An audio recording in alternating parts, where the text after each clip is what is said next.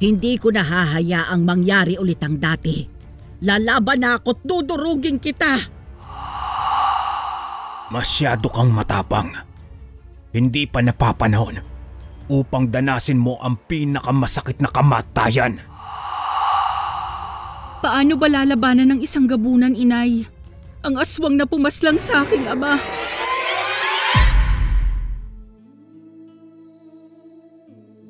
Sa tahimik naming buhay, may isang nilalang na pilit kaming ginagambala. Isang aswang na may pagtingin sa aking ina. Halos 1 linggo na rin tayong pinatahimik ni Mang Isming, inay. Baka napagod na ang matandang yun. Sana nga, Joanna, napagod na siya sa panggugulo ng buhay natin. Alam mo, inay, simula nung namatay si Itay, palaging ganyan na ang matandang yun. Ano bang problema niya? At isa pa, inay, bakit hindi na lang natin tapusin ang demonyong yun? Kahit ako mag-isa, kayang-kaya ko yun, inay. Joanna, kahit aswang si Isming, hindi naman siya lumalabag sa batas natin. Kahit kailan hindi siya pumaslang ng tao. Pero ang palaging panggugulo niya sa atin, malaking perwisyo na yun, inay. May malalim na dahilan si Isming kung bakit niya ito ginagawa. Noong kabataan ko, sabay si Isming at ang iyong ama na si Amando na nanligaw sa akin.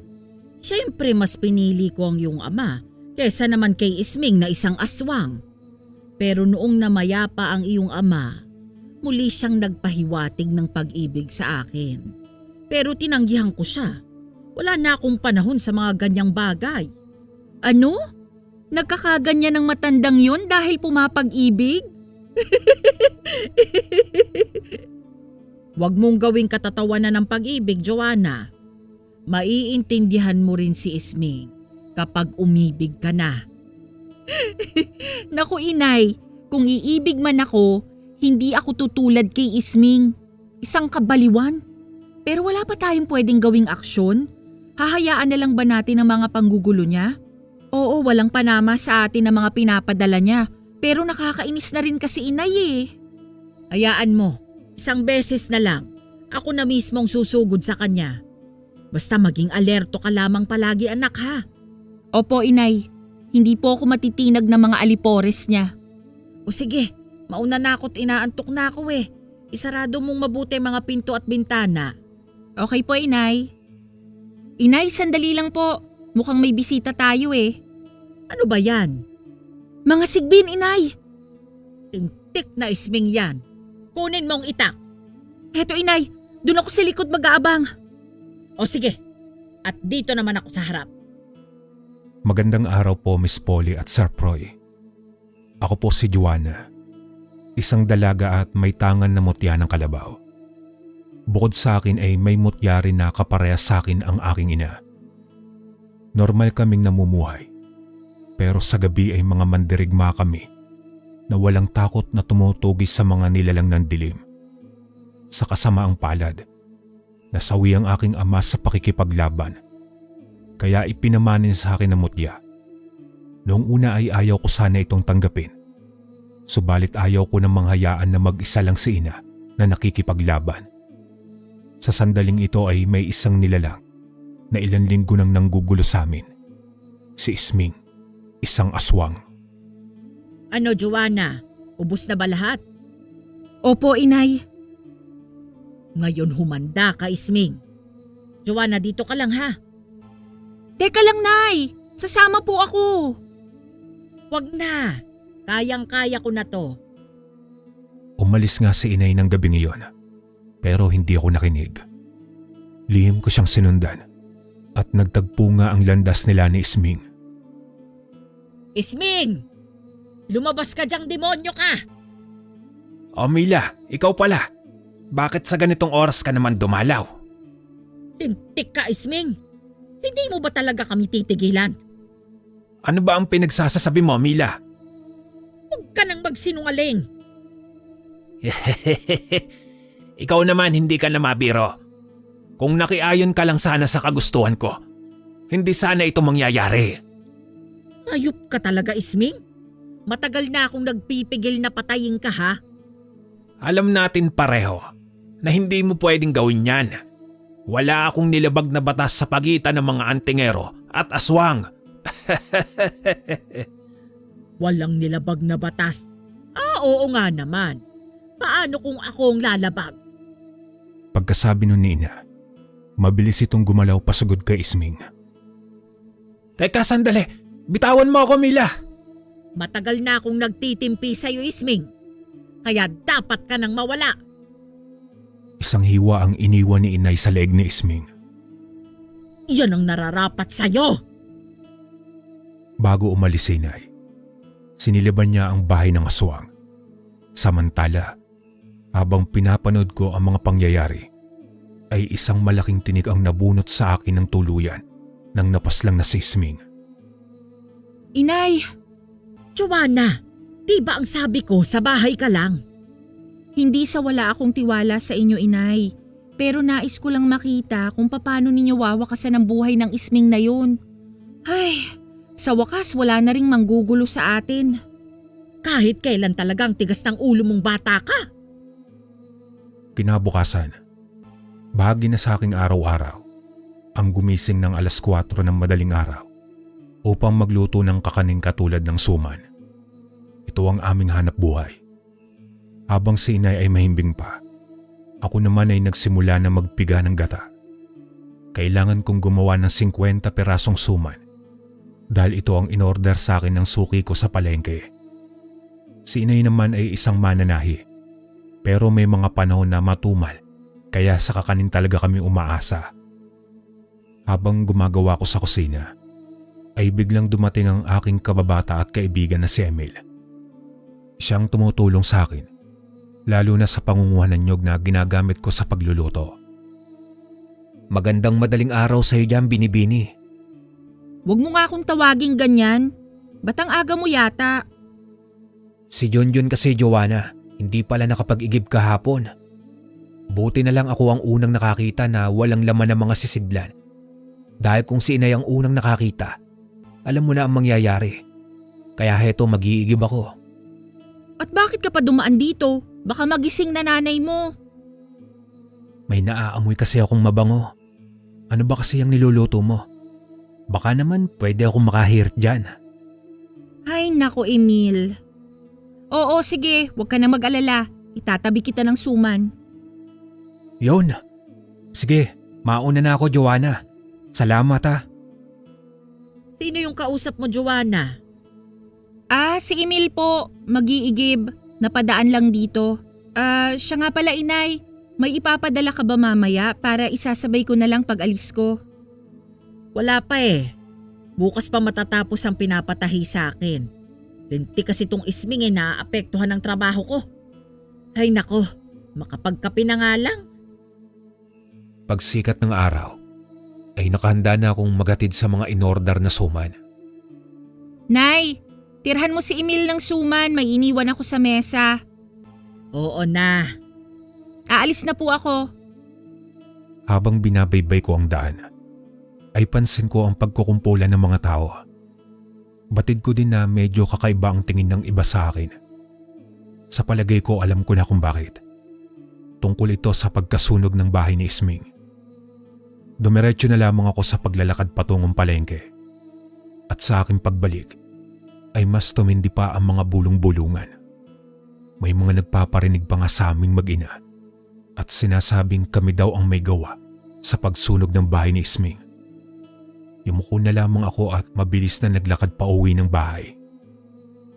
Oh, ba't ganyan ka maglakad, Joanna? Nagmamadali ka. Umiiwas po ako sa mga tao, Inay. Pinag-uusapan po nila kung sinong sumunog sa bahay ni Isming at tayong pinagbibintangan. Ako naman talagang may gawa. Hayaan mo sila. Tatahimik din ang mga yan. Pero Inay, nakakahiya pong maglakad tapos pinagbubulungan ka. Hoy Joanna, magtigil ka nga. Sa uri ng buhay natin, matuto ka ng maging matapang. At isa pa, sigurado ako na mas marami pang nagpapasalamat na namatay na ang aswang na yon.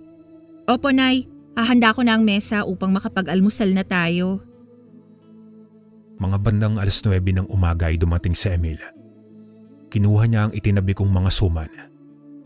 Nakita niya na naghahanda ako ng mga labahin. Kaya nag-alok siya na sasamahan niya ako sa may ilog. Nako, baka hanapin ka na ng nanay mo, Emil. Lagot ka talaga doon. Huwag kang mag-alala, Joanna. Tapos ko na ang mga gawain sa bahay. At isa pa, nagpaalam ako na mangingisda sa ilog. Ah, kaya ka pala may dalang pamingwit. Ang sipag mo talaga, Emil. Ang dami mong ginagawa. Basta para sa pamilya, kailangan maging masipag. Maiba nga pala ako, Joanna. Alam mo na ba yung pinag-uusapan ng mga tao sa baryo? Yung tungkol kay Isming? Oo, at totoo ang sinasabi nila. Kung sino pa talaga ang mga walang alam, sila pa yung kuda ng kuda. Paano ba kasi mga bagong salta lang yung ilan dito? Hindi nila alam na isang aswang ang matandang yun. Sobrang hiya ko nga kanina habang naglalakad ako sa gitna. Pero ayon kay inay, hayaan ko na lang daw sila. Tama yon, Joanna. Hayaan mo na sila. Sigurado kasi baka mas lalo pang gumulo kung papatulan mo. Ah, dito mo na lang ibaba yung mga labahin, Emil. Ah, sige. Hahanap naman ako ng pwesto doon sa unahan para iwan itong pamingwit ko. Habang ako ay naglalaba at si Emil naman ay sinisipat ang mga isda sa ilog, may napansin akong isang nilalang na marahang gumagapang papunta kay Emil. Butot balat at mabalahibo. Wangis tao pero ang mukha ay parang sa isda. Kulay berde din ang buong katawan. Umugot ako ng lakas at bago pa man makaatake ang nilalang sa nakatalikod na binata, ay nasunggabang ko na ito. Nagpagulong-gulong kami sa lupa. Umamba ng kagatang nilalang.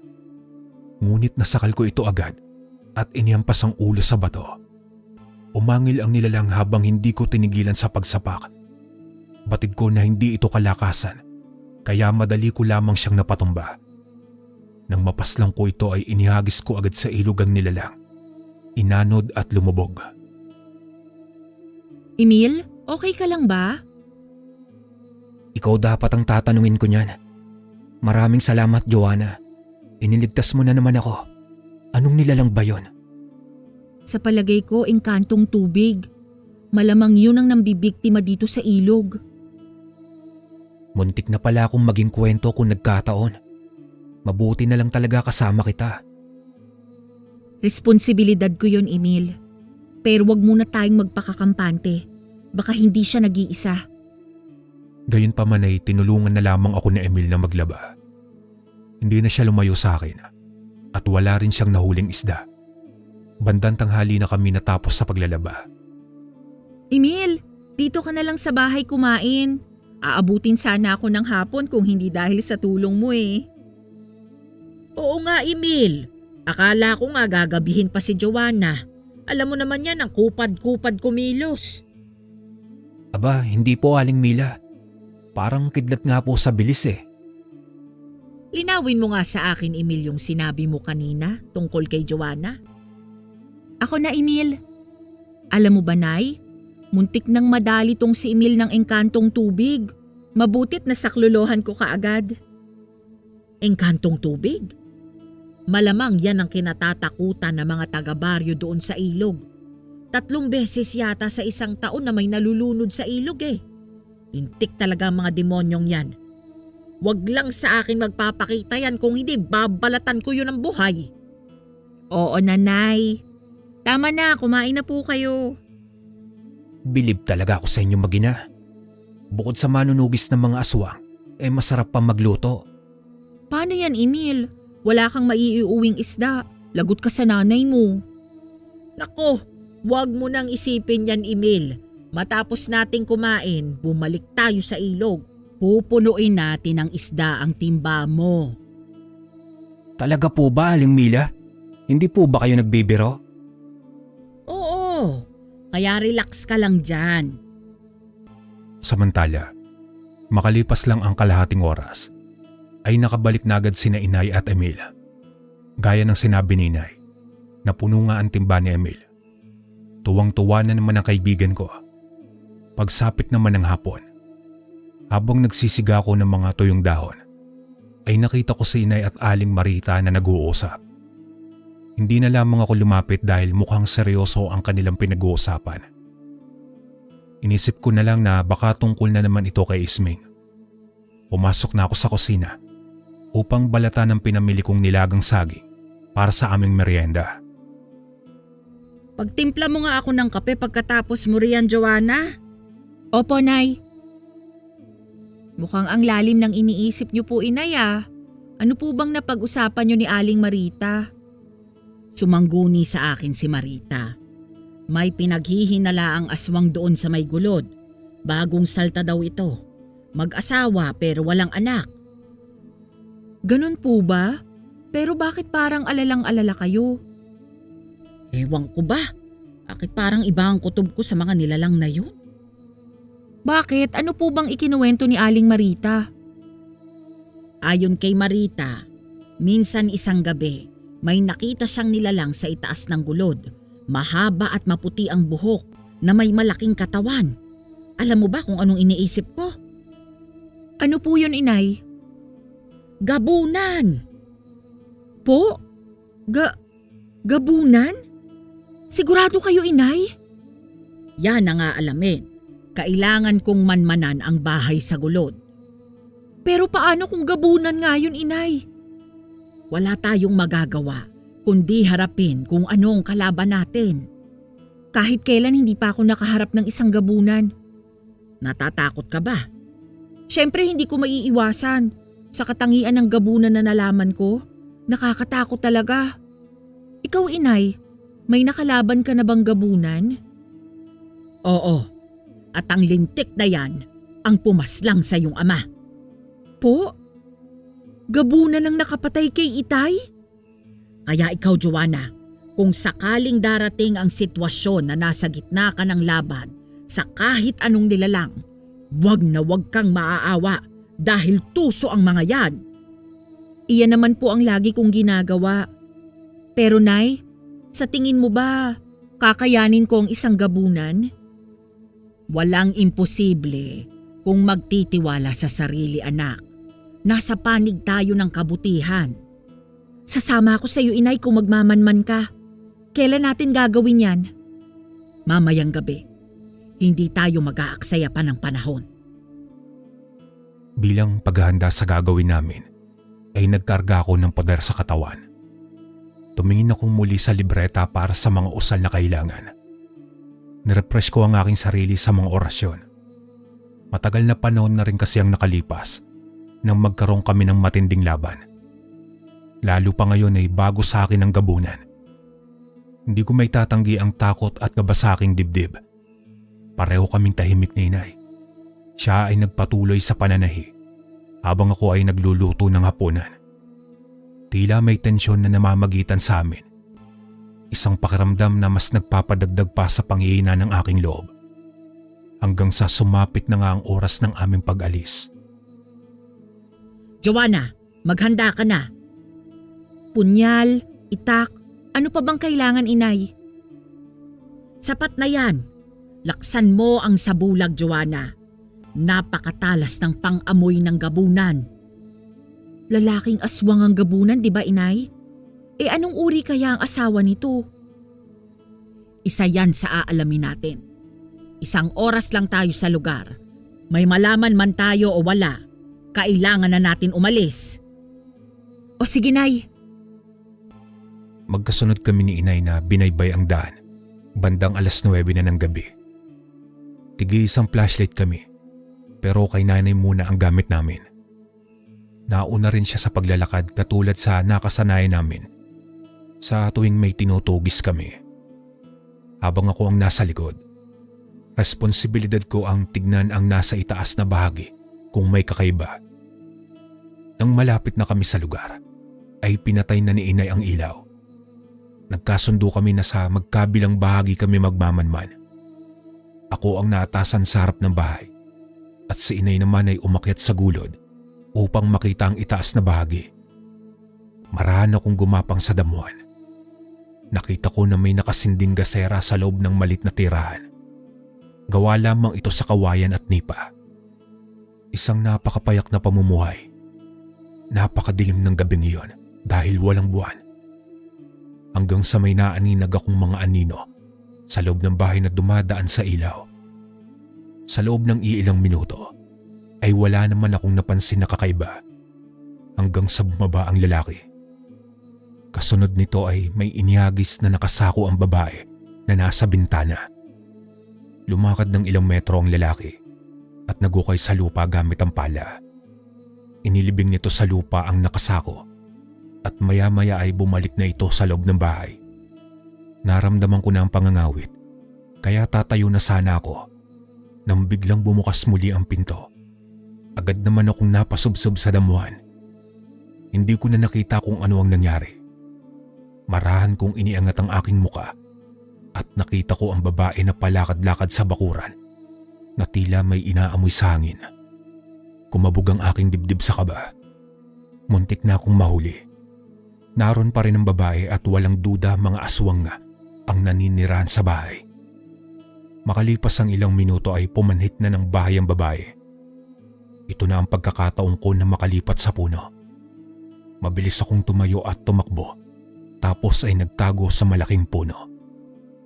Sa halos papatak na isang oras, tutungo na sana ako sa tagpuan namin ni inay.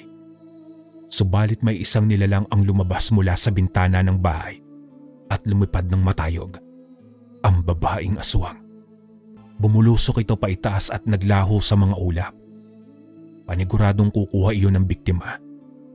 Nang mapansin ko na tahimik na ang bahay, ay mabilis akong tumakbo sa tagpuan namin ni nanay. Joanna, nakita mo ba yon? Oo, inay. Ang babaeng aswang. Mas maiging umalis na tayo sa lugar na ito. Kailan tayo susugod, inay? Kailangang pagplanuhan nating maigi ito, anak. Hindi basta-basta ang makakalaban natin. Agad na kaming nagmadali sa pag-uwi. Matapos naming makumpirma na aswang nga ang naninirahan sa bahay. Kaso nga lang hindi namin nakita ni inay ang pagpapalit ng anyo ng lalaki. Kaya hindi pa rin kami tiyak kung totoong gabunan nga ito. Makalipas ang ilang minuto habang kami ay nasa loob na ng bahay. Nay, ano na po ang plano natin ngayon? Kailangan natin pag-aralan pa ang galaw ng kalaban. Lalong-lalo na ang pagkakakilanlan nila. Kaya ikaw dapat sa lahat ng oras ay maging handa ka. Sa darating na mga linggo, paniguradong malalaman na nila na may mga katulad natin na naninirahan sa baryo. Pangako, inay, mag-iingat po ako palagi. Mas mabuti po siguro na magpahinga na po tayo. Mas mabuti pa nga. Maaga ka pa naman bukas.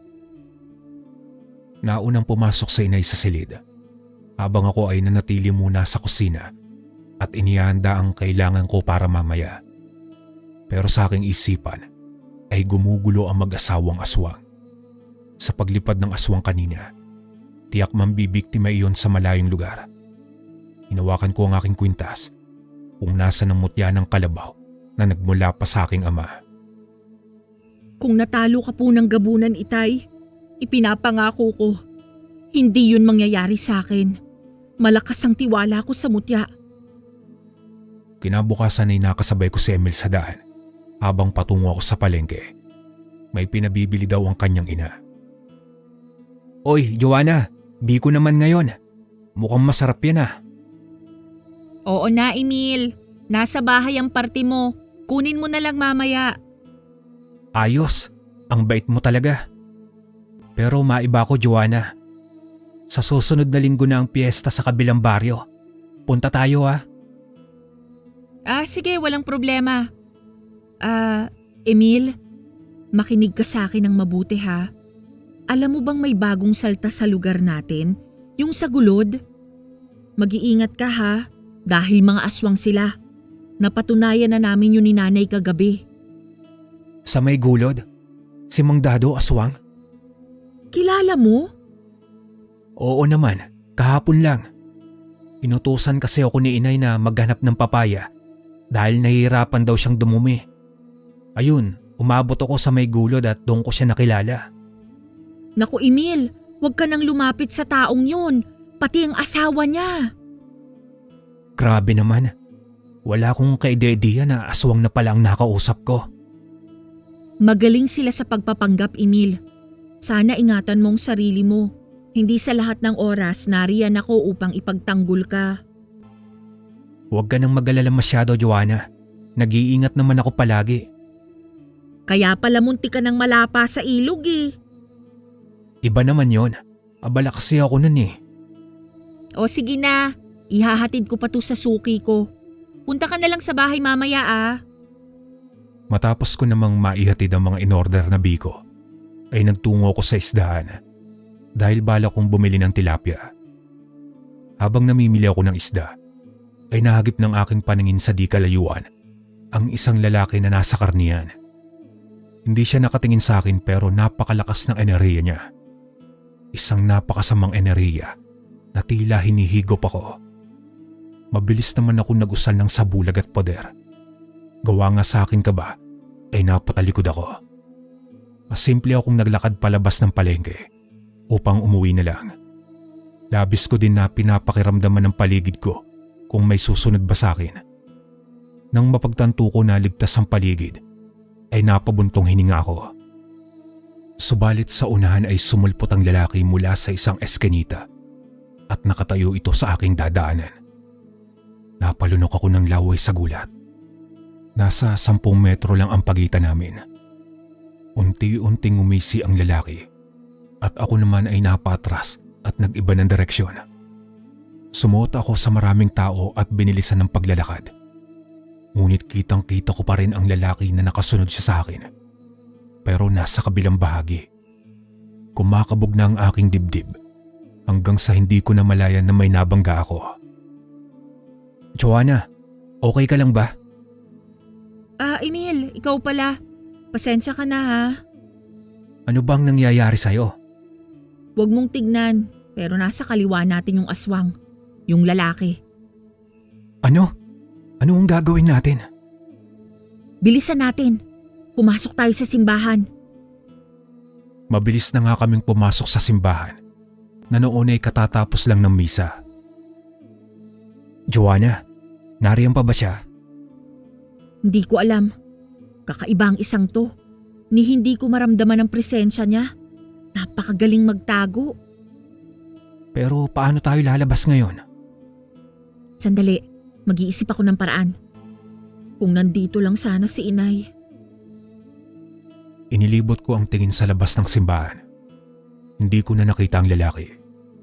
Marahan akong naglakad sa pinto at sinipat ang paligid. Sumenyas naman ako kay Emil na lalabas na kami. Emil, mauuna ako. Tsaka ka na lumabas pagkalipas ng 10 minuto. Huwag ka agad sumunod sa akin ha. At dumiretso ka na sa inyo. Paano yung biko ko, Joanna? Emil naman! O sige, mauuna ka. Susunod ako pagkalipas ng 10 minuto.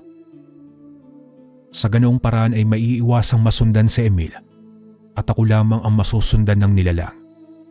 Muli akong nagkarga ng poder at nagpakalat ng palipad hangin. Sa sandaling iyon ay haharapin ko ang nilalang kung magtatangka itong lumusob sa akin.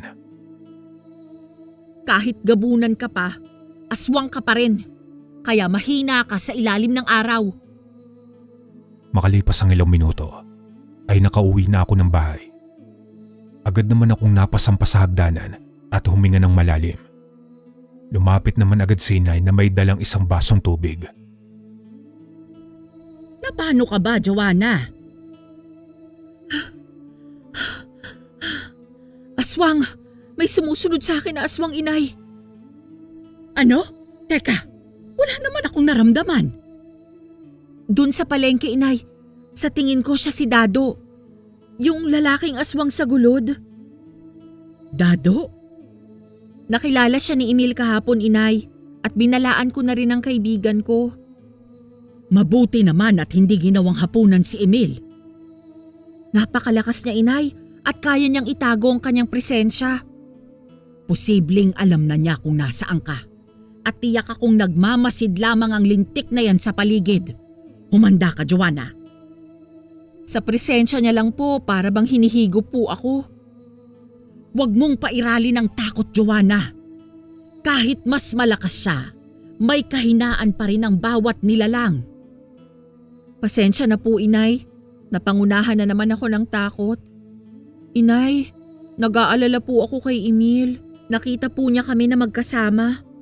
Huwag lang siyang kikilos kontra sa kanila at magiging ligtas siya. Sabihan mo na rin niyang kaibigan mo na huwag munang lumapit sa iyo. Pagsapit ng hapon, habang nagtutupi ako ng mga damit sa beranda, ay bigla namang dumating si Emil. Hoy! Anong ginagawa mo dito? Kukunin ko lang yung biko, Joanna. Emil naman eh. Ang totoo niyan, gusto ko lang alamin kung ayos ka lang ba. Ayos lang ako. Halika nga dito. Makinig ka sa akin, Emil.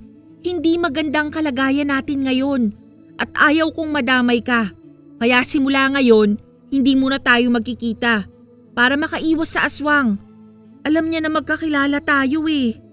Pero wala naman akong ginagawa sa kanya. Emil, iba to. Hindi tao ang kalaban. Huwag kang mag-alala. Titignan ko ang bahay ninyo gabi-gabi. Kaya lang, hanggang kailan ba ito, Joanna? Hindi ko alam. Siguro hanggat nariyan ang mga demonyong yan. Emil, isipin mo ang kaligtasan mo, pati na rin ang pamilya mo. Oo, naiintindihan ko. Paano ba yan? Aalis na ako. Sige, mag-iingat ka ha. Sandali, Emil. Hetong asin. Ugaliin mong maglagay nito palagi sa iyong bulsa. Makakatulong ito upang kahit papano matakasan mo ang mga lintik na yon. Tatandaan ko po yan, Aling Mila. Maraming salamat po. Tutuloy na po ako. Habang papalayo ang aking kaibigan, ay hindi ko mapigilan na mag-alala.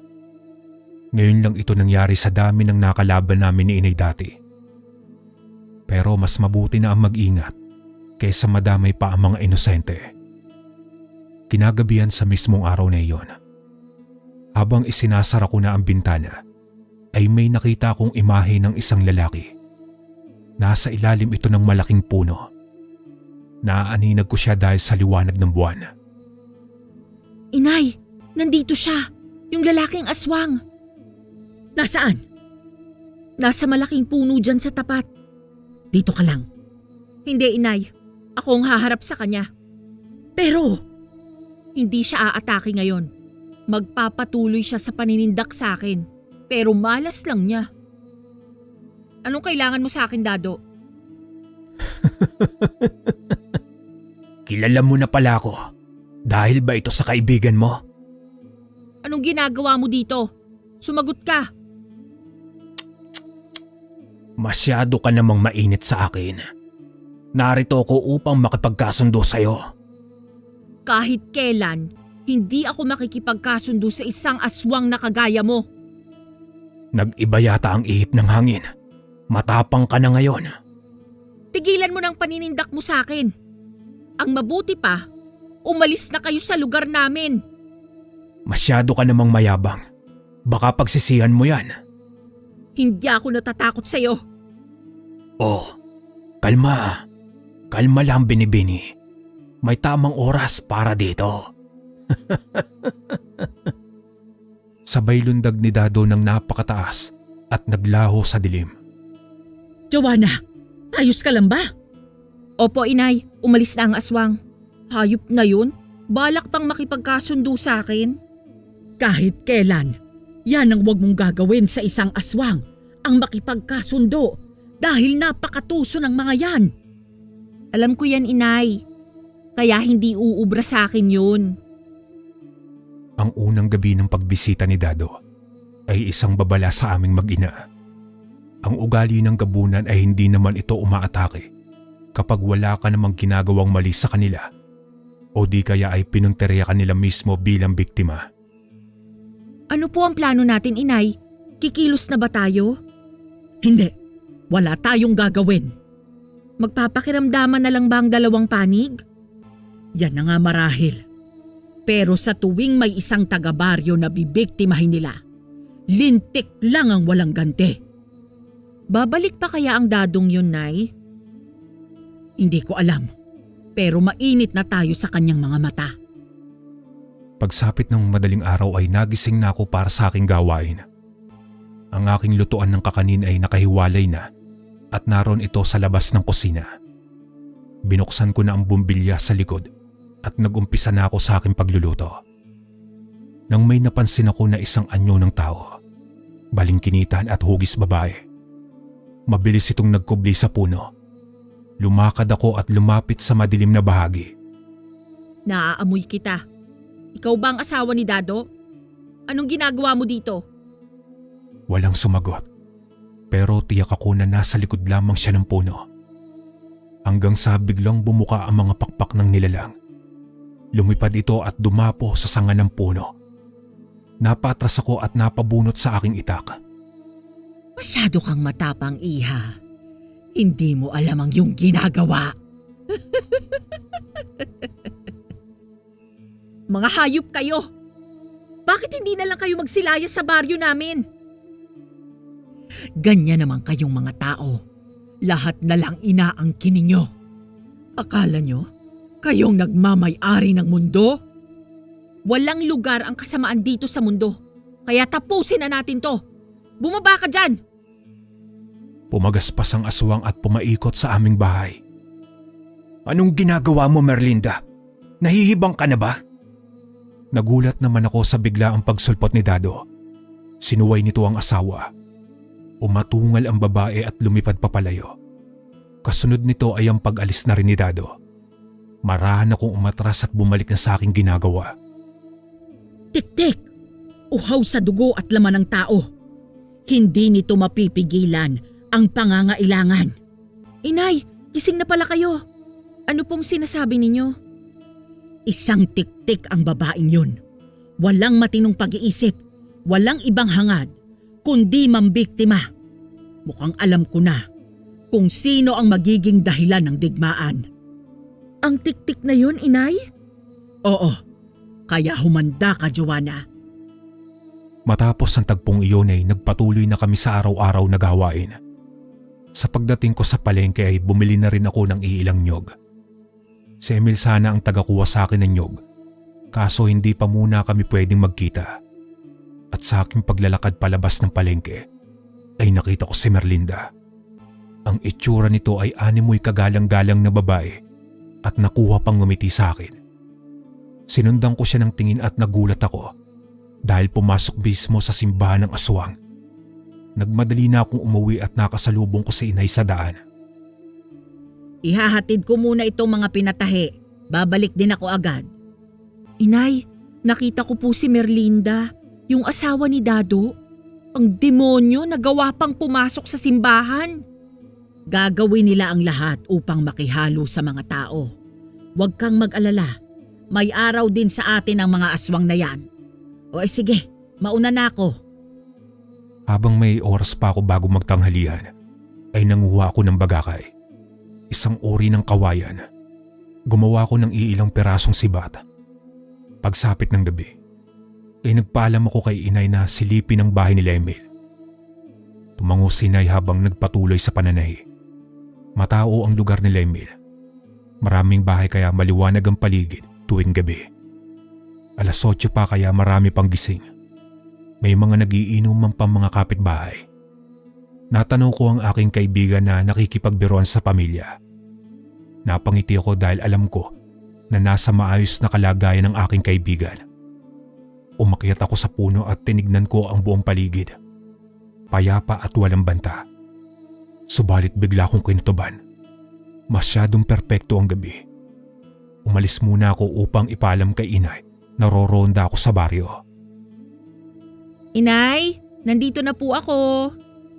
Oh, kumusta naman ang kaibigan mo? Ayos lang po, pero hindi po maganda ang kutob ko. Bakit mo naman nasabi yan? Hindi ko alam, Inay. Masyadong payapa. Parang may nagbabadyang panganib. Napapraning ka na yata, Joanna. Masyado mo lang iniisip ang mga pangyayari nitong nakaraan. Hayaan mong malinawan ang iyong isipan. Mas mabuti pang matulog ka na. Hindi, Inay. Bala kong magronda ngayong gabi. Aba, himala. Unang beses mo yatang gagawin yan. O sige, Kung dyan mapapanatag ang iyong damdamin, sige. Pero iba yung pag-iingat. Opo, Inay. Kukuha lang po ako ng gamit. Dinagdag ko ang punyal at iilang sibat sa aking mga sandata. Umalis na rin ako agad. Sinubukan kong magpunta sa may gulod. Nasa malayo lamang ako sa itaas ng puno. Nakatanaw sa bahay ng mag-asawang aswang. Wala naman akong napapansing kakaiba. Hanggang sa lumabas si Dado at mabilis na tumalon sa itaas ng gulod. Mukhang may pinuntahan ang nilalang at mabilis na umalis sa lugar. Bababa na sana ako ng puno nang makita kong lumabas din si Merlinda at mabilis na lumipad. Napatalon na ako sa puno at agad kong sinundan kung saan pupunta ang tiktik. Subalit makalipas lang ang 1 minuto ay nawala na ito sa aking paningin. Waray ko ay patungo ito sa sentro ng baryo. Napaisip ako kung ano ang gagawin niya sa maraming kabayan. Kaya naman pasimple akong naglakad sa gitna ng baryo. Karamihan sa mga bahay ay sarado na at tahimik. Ang kalye ay papatulog na rin. Hanggang sa napadako ako sa bahay nila Emil. Sumilip ako mula sa labas at mukhang tulog na rin ang mag-anak. Lumayo ako at pumuesto sa itaas ng isang puno na katapat lang sa bahay ng aking kaibigan. Itinali ko ang mga sibat sa sanga habang umupo ako at sumandal sa malaking sanga ng puno. Tanaw ko naman mula roon ang mga kabayan. Nang mapansin ko na mula sa likod ng bahay ay lumabas si Emil. Nakatingin lang ako sa kanya at sinisipat ang ginagawa. Nang biglang may sumunggab sa kanya mula sa itaas at natangay ang aking kaibigan. Ilang segundo akong natigilan at nabigla sa sobrang gulat. Mabilis ko namang hinila ang sibat at tumalon sa puno. Sa pagtingala ko, ay nakita ko ang tiktik na nagtungo sa may kakahuyan. Kumakabog at sumisikip ang dibdib ko sa sandaling iyon. Di ko na rin mapigil ang maluha. Sa isang iglap lang ay nakuha ng aswang ang aking kaibigan. Ginamit ko na ang sukdulan ng aking bilis upang masundan lamang ang aswang. At nang makahanap ako ng tiyempo, ay tinagalpo ko ito at tumagilid ang lipad bago bumangga sa puno. Lumapag ang aswang sa damuhan habang tangay si Emil. Merlinda! Bitiwan mo siya! Joanna! Joanna! Tulungan mo ako! Sinasabi ko na nga ba, sa wakas, may dahilan na rin tayo upang maglaban, iha. Talagang nananadya kang hayop ka? Mahalaga ba to sa'yo, iha? Huwag mong idamay ang kaibigan ko! Bitiwan mo siya! Bitiwan ko ba? Hala, sige!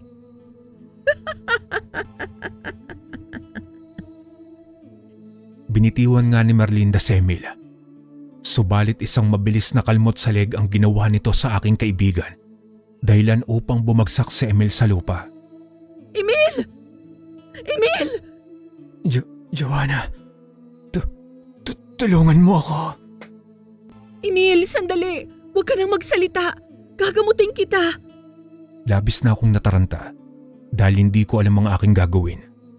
Wala akong mga halamang gamot at alam ko mismo sa aking sarili na hindi na makakaligtas pa si Emil. Wala na akong nagawa kundi ang umiyak at pilit na niyuyugyug ang aking kaibigan. Isang malakas na sigaw ang aking ginawa, hudyat sa huling hininga ng aking kaibigan. Joanna! Joanna! Tama na! Wala na si Emil! Inay! Hayop ang Merlindang yun! Papatayin ko siya!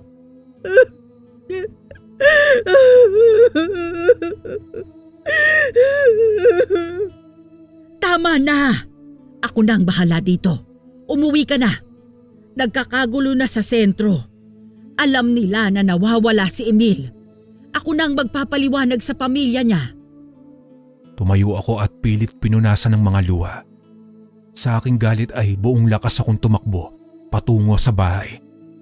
Ang pagkawala ni Emil ay nagdulot sa akin ng matinding kalungkutan. At ang pinakamasakit ay sa harapan ko pa mismo na dukot at pinaslang ang aking kababata. Hindi ko matanggap ang nangyari. Ngunit ang pangyayaring iyon ay nagbukas sa isang digmaan. Inilagak naman ang bangkay ni Emil sa kanilang pamamahay. Sa unang gabi pa lamang ay marami ng tao ang nakikiramay. Hindi ko nagawang tumuloy dahil sa sobrang sakit pa ng pangyayari. Kailan mo balak puntahan si Emil? Hindi ko alam, inay. Sobrang bigat pa sa dibdib. Naiintindihan kita, Joanna. Inay, kailan natin susugurin ang mga hayop na yon? Sila ang susugod sa atin. Sa makalawa, kabilugan ng buwan, tiyak sila ang bibisita dito.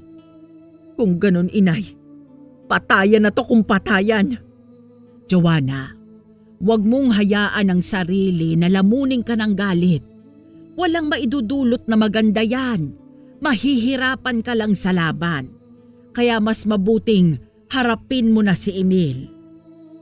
Sa pangalawang gabi ay nagpunta na ako sa lamay. Maayos naman akong tinanggap ng pamilya ni Emil. Alam din naman kasi nila na malapit kami sa isa't isa. Habang pinagmamasdan ko ang bangkay ng aking kaibigan, ay bumalik sa aking alaala ang mga nakaraan namin. Simula noong mga bata pa kami hanggang sa nagdalaga at nagbinata. Siya ang taga-akyat at taga-kuha ng nyog na ginagamit ko para sa aking kakanin. Labis ang aking panghihinayang at pagsisisi dahil wala man lang akong nagawa upang iligtas siya. Samantala, hindi naman maiwasan ng mga tao na pag-usapan ng aswang na pumaslang kay Emil. May hinala sila na ang nakatira sa may gulod, pero hindi naman ito kinumpirma upang maiwasan ang gulo at baka may madamay pang iba. Nakiusap sa akin ang ina ni Emil na bigyan ko raw ng hustisya ang pagkamatay ng kanyang anak. Hinawakan ko ang kamay ng kanyang ina. Habang lumuluha ay mahigpit kong ipinangako sa matanda na gagawin ko ang lahat mabigyan lamang ng katarungan si Emil. Habang ako'y nasa loob ng bahay ay nasipat ko naman si inay na nakikipagkwentuhan sa labas. Kita ko sa aking ina na pinapakalma niya ang mga tao at huwag gumawa ng hakbang na maaaring ikapahamak ng kanilang buhay. Sumapit na ang 11:00 ng gabi. Nagdesisyon na kaming umuwi. Nagpaalam na kami sa may bahay at pati kay Emil. Maaaring iyon na ang huling paalam ko sa aking kaibigan dahil hindi ko alam ang kahihinatnan sa aming haharaping laban. Tama nga po kayo, inay. Dapat humarap ako kay Emil. Kahit papano naibsan ang bigat na aking dinadala. Ngayon, mas may tatag na akong humarap sa laban. Mabuti at yan ang nararamdaman mo. Ang mga ganitong pangyayari sa buhay ay talagang magpapabagsak sa atin. Pero ito din ang nagbibigay lakas upang harapin pa natin ang mga hamon ng buhay. Yan ang meron tayo na wala ang mga aswang. Ganito rin ba ang naramdaman mo noon, inay, nung nawala si Itay? Hindi mo lang siguro napapansin noon. Pero matagal kong natanggap ang pagkawala ng iyong ama. Ano pong nangyari sa gabunang pumaslang kay Itay? Ang itay mo din ang nakapatay. Yun nga lang, napuruhan din siya. Kung hindi lang sana naniwala ang iyong ama sa pangako ng gabunan, sana'y buhay pa siya ngayon. Pangako? Ano po ba talaga ang nangyari, inay? Nang bumagsak na ang gabunan, nagmakaawa ito at nangako ito na aalis at magpapakalayo-layo sa lugar. Nakaramdam ng awa ang iyong ama dahil likas naman talagang maawain ito. Sa isang segundong pagkalingat lamang niya, pinuruhan siya ng aswang sa dibdib. At gamit ang natitirang lakas ng iyong ama, buong lakas niyang pinugutan ang gabunan. Kaya pala kahit kailan hindi ka nakikinig sa pakiusap ng mga aswang. Yan ang natutunan ko mula sa aking karanasan. Sa mundo ng mga masasamang nilalang, walang puwang ang awa. Mga salot sila na hindi na dapat bigyan pa ng pagkakataon. Nauunawaan kita, inay. Pangako, hindi rin ako magkakaroon ng awa sa mga demonyong yan. Sumapit ang kabilugan ng buwan. Ito na ang pinakahihintay ko, ang pagsalakay ng mag-asawang aswang. 10:00 na ng gabi nang nagbago ang paligid. Umalinsangan at bumaho. Nangangamoy bulok. Sadyang hindi man lang gumamit ng sabulag ang mga nilang. Si inay ay nasa sala, habang ako ay nasa kusina naman. Patay lahat ang ilaw at nakikiramdam kami sa paligid. May pumagaspas na sa ere at alam kong si Merlinda na ang dumating. Binuksan ni inay ang ilaw sa labas at ganun din ang ginawa ko sa likod bahay. Maliwanag na ang paligid at nakita naming lumapag na ang tiktik sa labas ng bakod. Pansin ko na mag-isa lamang ito, kaya nilapitan ko ang aking ina. Inay, parang mag-isa lang siya. Wala na akong naramdaman pang iba. Sa palagay ko nga, pero wag muna tayong magpakakampante. Ako ang haharap sa demonyong yan. O sige Joanna, ako na ang bahala sa paligid at babantayan ko kung sakaling biglang sumulpot si Dado. Yari ka sa akin ngayong hayop ka. Merlinda! Sa wakas, mukhang mag-isa ka lang yata. Bakit? Kailangan ko pa ba ng katulong upang pira-pirasuhin ang katawan mo? Masyado ka namang bilib sa sarili mo. Aalisin ko ang ulo mo sa katawan mo. Tigilan ang satsat! Mabilis na sumunggab sa akin si Merlinda at nagpagulong-gulong kami sa lupa. Nabitawan ko din ang sibat sa bilis ng pangyayari. Agad ko namang hinugot ang punyal at naitara ko ito sa tagiliran ng aswang. Napatras siya at ininda ang sakit ngunit muli din siyang sumugod. Dito ko na kinuha ang itak at buong lakas kong hinarap ang matatalas niyang mga kuko. Kasabay din ng mga malulutong kong suntok gamit ang lakas ng mutya ng kalabaw. Sa bawat atake ko kay Merlinda ay si Emil ang nasa aking isipan. Ang laban na ito ay para sa aking matalik na kaibigan. Natagpuan ko na lamang na nakabulagta na si Merlinda. Pinilit pa nitong ikumpas ang mga pakpak, ngunit hinila ko ito at buong lakas na pinunit. Umangil ang aswang habang pinagbababali ko ang buto ng kanyang pakpak. Nagpupumiglas na ang nilalang at batid ko na wala na itong kalaban-laban. Inilibot ko ang aking paningin at kay inay. Tumango siya hudyat na wala na si Dado sa paligid. Dito ko na pinuruan si Merlinda. Gamit mismo ang aking mga kamay at sa taglay ng aking mutya, buong lakas kong pinugutan ng ulo ang aswang. Isang malakas na sigaw ang binitiwan ni Merlinda hanggang sa natahimik ito. Tumayo ako habang hawak-hawak ang pugot na ulo ng aswang. Nagsisisigaw ako, hindi sa tagumpay, kundi sa matinding kalungkutan. Kahit tagtarin ko pa ang katawan ng aswang, alam kong hindi na maibabalik pa ang buhay ni Emil. Joanna, tama na yan. Patay na si Merlinda. Pumasok ka na sa bahay. Ako nang bahala dito. Habang hinuhugasan ko ang sarili dahil sa mga dugo, nag-umpisang magliyab ang katawan ng aswang. Nakita ko din na nag-oorasyon si inay sa harap ng nasusunog na bangkay. Napaupo na lamang ako sa sahig sa may kusina at saka pa lamang nakaramdam ng pagod. Maraming aswang na akong nakasagupa. Pero ito talaga ang tumatak sa akin. Nagtagumpay man ako, pero talo pa din dahil sa nawalang inosenteng buhay. Ayos ka lang ba? Masyado ka yatang apektado sa nangyari. Hindi ka naman ganyan sa mga nakalaban mo dati ah. Ngayon lang ako nanalo na malungkot, inay. Pero ang mahalaga, nabigyan na natin ng hustisya si Emil. Nabigyan mo. Humahanga ako sa iyo dahil sa paglipas ng panahon, mas lalo kang gumagaling sa laban, Joanna. Kinabukasan ay sabay kami ni inay na nagtungo sa lamay at ibinalita na napaslang ko na ang aswang na pumatay kay Emil. Napaiyak ang kanyang ina, subalit mabigat pa rin ang loob nito. Habang nakikipag-usap si inay sa pamilya ni Emil, ay nagpaalam muna ako na pupunta ng palengke. Bala ko kasi na gumawa ng kakanin para sa huling gabi ng lamay. Nakayuko lang ako habang naglalakad. Hindi ko maiwasang sumagi ang mga alaala ni Emil. Hanggang sa nakita ko ang ilog. Lumis muna ako ng daan at pumunta sa tabing ilog. Umupo ako sa lupa at hindi ko maintindihan kung bakit napakabigat pa rin sa aking puso ang pagkawala ni Emil. Doon ko napagtanto na higit pa pala sa kaibigan ang tingin ko sa kanya. Dito ko naisip na si Emil pala ang pinapangarap kong makasama habang buhay. Pero wala na siya. Magulgol ako hanggang sa may narinig akong nagsalita. Gusto mong dagdagan ko ang lungkot mo? Anong ginagawa mo dito? Maniningil ako sa ginawa mo sa asawa ko, Joanna. Humanda ka sa akin. Magtutuos tayo. Hindi ako natatakot sa'yo. Kung gusto mo, ngayon na! Aatakihin ko na sana si Dado, pero mabilis siyang tumakbo palayo. Tumakbo siyang nakangisi at bakas sa kanyang mukha ang kasamaan. Makalipas ng ilang sandali ay nagpatuloy na ako sa palengke. Sa aking pag-uwi ay binanggit ko kay inay ang tungkol sa banta ni Dado. Hinaplos niya ang aking likod at sinabing sabay naming harapin ang gabunan.